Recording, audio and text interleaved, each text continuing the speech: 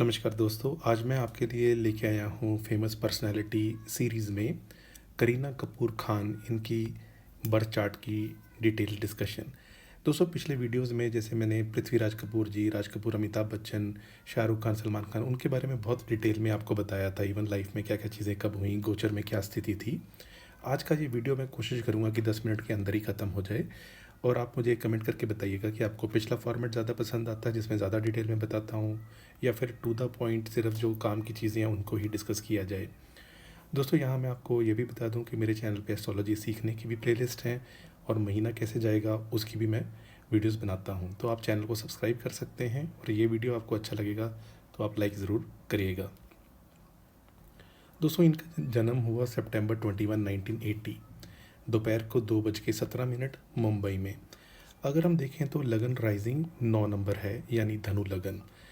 और धनु लगन के जो रूलिंग प्लैनेट होते हैं वो होते हैं गुरु, और ये उत्तर फाल्गुनी नक्षत्र में है। ये नक्षत्र सूर्य का होता है, इनके मित्र यानी 10th हाउस के 9th हाउस के मालिक का नक्षत्र है। तो जो लगन का मालिक है वो एक स्ट्रॉन्ग नक्षत्र में बैठा हुआ है, और वो भी 9th हाउस में जहाँ पे गुरु कारक होते हैं, तो ये एक अच्छी स्थिति मानी जाएगी। दोस्तों आगे बढ़ते हैं। इनके जो नेक्स्ट प्लेनेट की अगर हम बात करें तो वो बन जाते हैं मंगल देव, जो 5th हाउस के मालिक हैं, और वो 11th हाउस में बैठे हैं। और मंगल यहाँ पे हैं विशाखा नक्षत्र में। दोस्तों विशाखा नक्षत्र गुरु का ही नक्षत्र होता है, यानी जुपिटर का, तो ये भी हम बोलेंगे कि बहुत अच्छी स्थिति में है। इसके बाद बात करते हैं इनके 9th हाउस के मालिक सूर्य, और वो आप देख सकते हैं 10th हाउस में बैठे हैं। और ये एक बहुत अच्छी स्थिति बन जाती है क्योंकि 10th हाउस में सूर्य दिग्बली होते हैं। ये उत्तर फाल्गुनी नक्षत्र में है, जैसा कि मैंने अभी बताया ये सूर्य का अपना नक्षत्र है। दोस्तों इसके बाद आगे बढ़ते हैं, बात करते हैं चंद्रमा। ये श्रावण नक्षत्र में है, अपने ही नक्षत्र में 2nd हाउस में बैठे हैं। बुध जो हैं ये चित्रा नक्षत्र में है। चित्रा नक्षत्र मंगल का होता है।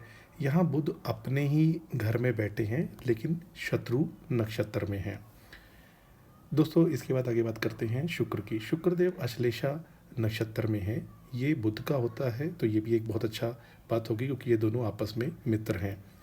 लेकिन शुक्र इनके बैठे हैं 8th हाउस में और विपरीत राजयोग में है। विपरीत राजयोग होता है 6-8-12 का मालिक 6-8-12 में ही बैठा हो, यानी विपरीत परिस्थितियों में भी इंसान को फायदा मिलता है।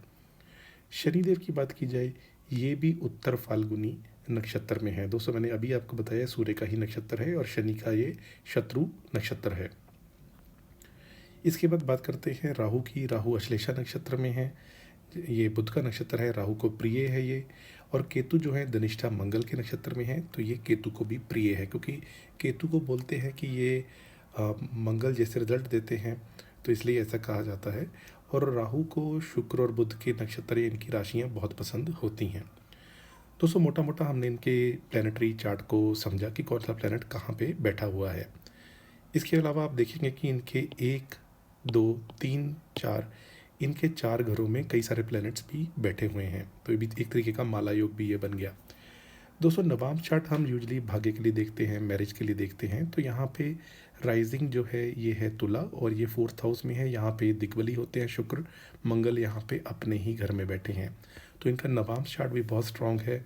यानी इनकी जिनसे मैरिज हुई वो भी नवाब ऑफ पटौदी हैं और नवाब ऑफ भोपाल, और इसके अलावा फिल्मों में उन्होंने बहुत अच्छा करियर बनाया। उनके माता पिता भी बहुत अच्छे लेवल के थे। और यहाँ चंद्रमा भी इनका अपनी राशि में बैठा हुआ है।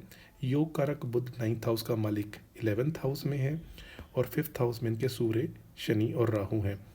दोस्तों सूर्य और राहु एक साथ हैं, और यहाँ पे भी सूर्य और शनि एक साथ हैं, तो कहीं ना कहीं ये आंशिक पितृदोष की स्थिति भी बनती है।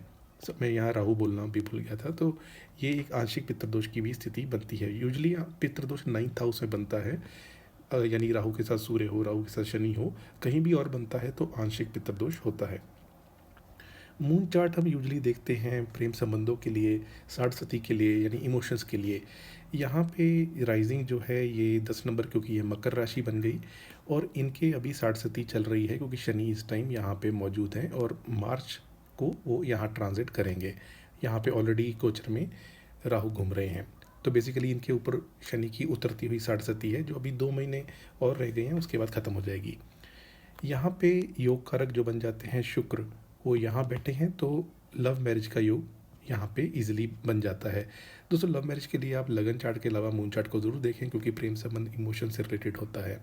नवांश तो ज़रूर देखें। तो ये शुक्र का यहाँ पे आके बैठना और वो भी राहु के साथ, तो ऐसा होता है कि अचानक वो लाइफ में आता है, उसके साथ प्रेम संबंध हो जाते हैं, फिर मैरिज हो जाती है। तो इनके केस में भी 5 ईयर्स तक ऐसा कोर्टशिप पीरियड था, फिर इनकी मैरिज हुई थी। यहाँ पे भी बुध क्योंकि अपनी ही राशि में है, क्योंकि मून चार्ट है, तो ये भी इनका भाग्य भी यहाँ पे काफ़ी स्ट्रांग हो गया। दोस्तों मोटा मोटा अगर मैं इनके चार्ट में आपको समरी में बताऊं, first house, fifth house, ninth house तीनों बहुत स्ट्रांग है। शनि सूर्य के साथ हैं, तो इसलिए सूर्य से अस्त हैं, लेकिन फिर भी शनि सूर्य को परेशान कर रहे हैं। और राहु 8वें घर में अच्छा रिजल्ट नहीं देते, तो शुक्र जो विपरीत राजयोग में बैठे हुए हैं उसमें ये दिक्कत करते हैं। और मंगल की पंचम स्थान पे दृष्टि होती है, तो कभी ना कभी प्रेगनेंसी में प्रॉब्लम या संतान को प्रॉब्लम या ऐसी कुछ दिक्कत करा सकते हैं। इस कुंडली में योग कारक है, तो वो चांसेस कम हो जाते हैं। और 60 सती वाली बात तो मैंने आपको बताई ही। दोस्तों ये इनकी महादशा रही है। इन्होंने अभी तक 6 फिल्म फेयर अवार्ड्स जीते हैं। इनकी नॉमिनेशन तो 15-16 इतने उसके लिए हुई थी। और अगर हम IMDb पे जाएं तो इनके 70 से ज़्यादा क्रेडिट्स हैं एज एक्ट्रेस। और जो बकिंगम मर्डर्स वाली अभी मूवी आई थी इंग्लिश में, उनकी ये प्रोड्यूसर भी रही हैं। तो इन्होंने फ़िल्म जगत में अपना बहुत नाम कमाया है। डेब्यू इन्होंने किया था 2000 में रेफ्यूजी मूवी में। ये कहो ना प्यार है में भी इनको कंसिडर किया गया था, लेकिन कुछ दिनों की शूटिंग के बाद इनको लगा कि काफ़ी जो फोकस है वो ऋतिक रोशन पे है, तो इन्होंने उस प्रोजेक्ट को छोड़ दिया था। अगर हम यहाँ पे देखें तो इनकी राहु की महादशा ही चल रही थी जब ये फिल्म लाइन में आई हैं। और दोस्तों यहाँ आगे बढ़ने से पहले मैं आपको इनके फैमिली लाइफ के बारे में भी बता देता हूँ। बबीता कपूर और रणधीर कपूर इनके माता पिता हैं। यहाँ शनि सूर्य को परेशान कर रहे हैं, तो आप जानते ही होंगे कि बचपन में इनके फादर और इनकी मदर के बीच में डिफरेंस इन ओपिनियन था कि आगे चल के फिल्म लाइन में बच्चियों को नहीं डालना। तो फिर इनका ज़्यादा जो पालन पोषण है इनकी मदर ने ही किया है, लेकिन फादर भी लाइफ में थे, लेकिन फिर भी अलग अलग रहते थे। और वहीं पे देखा जाए कि इनकी मैरिज जो हुई वो 2012 में हुई है। और इनके 2 संतान हैं, जो तैमूर और जहांगीर, यानी जय भी उसको बोलते हैं, और टीमू। और मैंने सैफ अली खान के केस में काफ़ी डिटेल में ये सारी चीज़ें बताई हैं, तो यहाँ मैं ज़्यादा डिटेल में नहीं जाऊँगा। दोस्तों इन्होंने रिफ्यूजी फिल्म में डेब्यू किया था। तो अगर हम देखें यहाँ पे फिल्म लाइन, जब भी कोई फिल्म बनती है उसका काम 1-2 साल पहले शुरू हो जाता है। तो ये कहीं ना कहीं बुध जो अपने ही घर में बैठे हैं उनका एक स्ट्रॉन्ग रोल रहा था। हालांकि पढ़ने के लिए ये वेलम स्कूल देहरादून गई, उसके बाद नर्सिंग, उससे पहले नर्सिंग जो कॉलेज है मुंबई वहाँ भी पढ़ी थी। उसके बाद भी इन्होंने मिथिला बाई में ज्वाइन कर लिया था, लेकिन फिर इनके इंटरेस्ट था कि मैं लॉ के फील्ड में जाऊँ, पर इन्होंने वो फिर छोड़ दिया। और ये इसलिए था क्योंकि film line, Raj Kapoor family, वो तो एक बैकग्राउंड थी ही, तो इनका इसलिए फिर फिल्म लाइन में इंटरेस्ट हो गया था। तो मोटा मोटा अगर देखा जाए कि राहु में बुध, उसने ट्रिगर किया इनका फिल्म लाइन में आना। और रिफ्यूजी जो मूवी थी उसमें इन्होंने जो रोल प्ले किया था उसके लिए इनको बहुत प्रेज़ मिली थी। राहु के बाद इनका नेक्स्ट जो महादशा आई वो गुरु की ही आई। अब ये तो लगन के ही मालिक हैं, तो ये भी अच्छी रही। इनकी बहुत सारी फिल्में आई, आप जानते ही होंगे, जब वी मेट, ओमकारा, गुड न्यूज़ आई थी अभी 2019 में, तो इन्होंने बहुत उसमें सक्सेस प्राप्त की अलग अलग रोल्स में। यहाँ पे आप अंतरदशा में भी देख सकते हैं कि जब भी इनकी योग कारक महादशा अंतरदशा आई होगी, जैसे आप ये कह सकते हैं ये वाला पीरियड अच्छा था, इस पीरियड में तो खैर मैरिज भी इनकी हुई है। इसके बाद ये वाला जो पीरियड मैं बता रहा हूँ सूर्य के साथ, ये भी अच्छा है, क्योंकि सूर्य जो है वो योग कारक है।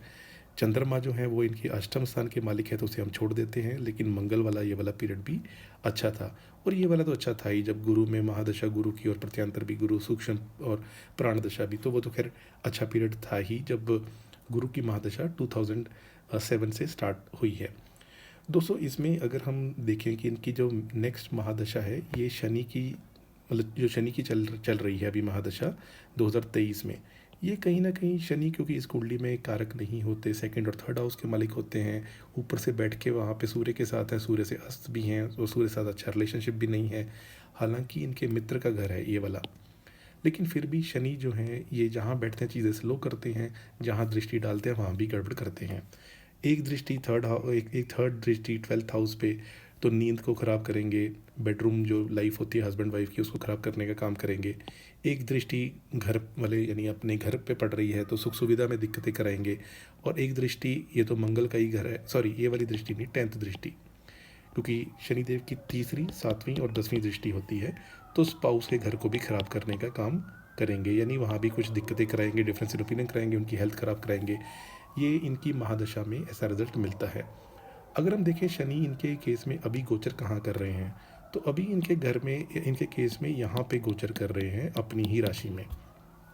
तो ये एक स्थिति इनकी बन जाती है, और यहाँ से इनकी थर्ड दृष्टि संतान भाव पे पड़ेगी। तो अभी जो इंसिडेंट हुआ था, तो जो वो चोर आया था, तो इनके संतान के ऊपर ही अटैक करने की कोशिश उसने की थी। तो दोस्तों ये एक मोटा मोटा हमने समझा। अब मैं इन जनरल आपको बताना चाहूँगा कि शनि जो है वो प्लस माइनस दोनों तरीके के रिजल्ट देते हैं। तो ये जो अंतर्दशा महादशा चलेगी वो ऐसे रहेगी। लेकिन अब हम प्रत्यांतर को इसलिए स्टडी करेंगे कि जो इंसिडेंट हुआ था वो 16 जनवरी 2025 को हुआ था, जो मैंने डेट यहाँ मेंशन की हुई है, और मैंने मुंबई का ही ये राइजिंग साइन किया हुआ है। तो अगर हम यहाँ पे स्टडी करें तो यहाँ पे कहीं ना कहीं मंगल का भी रोल आ गया। अगर आप गोचर में स्टडी करेंगे, जो मैं आपको बड़ा करके दिखा देता हूँ, तो जो मंगल हैं ये अभी अपनी नीच राशि में चल रहे थे, और नीच राशि में चल रहे थे यानी जो भी इंसिडेंट्स हुए, जैसे कैलिफोर्निया में या प्लेन क्रैश हुए या जो हुए, तो जैसे सैफ अली खान जी के केस में भी ये सीन बनता था। तो मंगल की चौथी दृष्टि लगन पे पड़ रही है। ये 2 बजे का टाइम है। अगर हम जो इंसिडेंट देखें वो 2 से लेके 4 AM का है, यानी ये राइजिंग सन 7 से 8 चेंज हो जाएगा। तो इस टाइम ड्यूरेशन को अगर देखें तो मंगल लगन पे भी देख रहा है, मंगल घर को भी देख रहा है, संतान पक्ष को भी देख रहा है। और यहाँ पे कहीं ना कहीं स्थितियाँ ऐसी बन गई हैं कि योग कारक गुरु भी अष्टम स्थान में बैठे हुए हैं, तो वो भी एक अच्छी पोजीशन में नहीं है। तो मंगल का यहाँ पे एक सेंट्रल रोल है, और शनि का जो मैंने आपको पहले ही बताया। अब शनि अपने घर में बैठे हैं, मंगल के साथ 6-8 का संबंध है, तो ये भी एक दिक्कत वाली बात हो गई। तो दोस्तों उस दिन जब ये इंसिडेंट हुआ, तो उस दिन के इंसिडेंट को अगर हम स्टडी करेंगे तो हमें 2 प्लैनेट ज़्यादा प्रॉब्लमेटिक बनते हैं कॉम्बिनेशन में, मंगल जो नीच के और सैटर्न जो अपनी राशि में है यानी स्ट्रॉन्ग है, और इनका 6-8 का संबंध है। मंगल मैं क्यों कह रहा हूँ, क्योंकि मंगल ब्लड के भी कारक हैं। तो इनकी ऐसी स्थितियाँ बनी, और उस दिन में अगर हम देखेंगे तो जो राहु हैं ये शनि के नक्षत्र में है। दोस्तों राहु ट्रिगर करने का काम करते हैं, कोई भी चीज़ होती है, जैसे ये शत्रु का घर होता है तो राहु ट्रिगर करने का काम करते हैं। और वहीं पे अगर हम देखेंगे कि शनि जो है वो गुरु के नक्षत्र में, गुरु 8वें घर में घूम रहे हैं। मैंने जो मंथली वीडियोस बनाता हूँ उसमें मैंने 8 नंबर वालों को तो स्पेशली और 9 नंबर वालों को तो स्पेशली कहा ही हुआ है कि अपनी हेल्थ का ध्यान रखें, और इवन 12 नंबर वालों को भी, और 1 नंबर वालों की, क्योंकि इन दोनों के तो मालिक नीचे चल रहे हैं। और 9 और 12 के मालिक में स्पेशली जो है ये स्पेशली जो है 9 वाले, इनके जो जो गुरु हैं ये 6th हाउस से ट्रांजिट कर रहे हैं। तो इसलिए ये चीज़ तो मैं बताता ही हूँ। ये मैंने 9 नंबर जो कहा, ये करीना कपूर जी के भी केस में बनता है कि वहाँ से ट्रांजिट कर रहे हैं। अगर आप इसी चार्ट को आगे बढ़ाएंगे 3 घंटे 4 घंटे करीब, तो लगन राइजिंग 9 आ जाएगा, और गुरु आपको 6ठे घर में दिखेंगे। यानी मैं जैसे कह रहा था कि इसका फल ये मिलता है कि इंसान की अपनी हेल्थ ख़राब हो सकती है, घर में किसी की हेल्थ ख़राब हो सकती है, मदर की हेल्थ ख़राब हो सकती है, तो ऐसी स्थिति बन सकती है। मंगल दोस्तों इनके केस में क्योंकि संतान को भी दर्शाते हैं, जैसा मैंने आपको इस चार्ट में दिखाया, तो इसलिए इनके संतान के ऊपर भी ये हुआ। और शनि की जो दृष्टि है वो इनके 10th हाउस में पड़ रही थी, तो वो भी हम इससे कोरिलेट कर सकते हैं। तो मोटा मोटा जो मैंने कंक्लूड किया था सैफ अली खान जी के केस में भी, उनका 3 नंबर लगन राइजिंग है, तो उनके केस में भी जो स्थिति बन रही थी वो ऐसी ही बन रही थी कि मंगल का एक सेंट्रल रोल था। तो अब ये इंसिडेंट जो हुआ इसको हम एस्ट्रोलॉजी से जोड़ के कुछ एनालाइज करने की कोशिश कर सकते हैं, लेकिन हालांकि हमारा ये काम नहीं है, काम पुलिस का है। हम सिर्फ चार्ट के बेसिस पे देखते हैं कि ऐसा सिग्निफिकेंट इवेंट किसी की लाइफ में हुआ तो क्या क्या प्लानिटरी कॉम्बिनेशन भी वैसे बन रहे थे या नहीं बन रहे थे। तो दोस्तों ये मैंने शॉर्ट में बनाने की कोशिश की। आपको कैसा लगा ये वीडियो कमेंट करके ज़रूर बताइएगा। आज के लिए इतना ही। आपका बहुत बहुत आभार।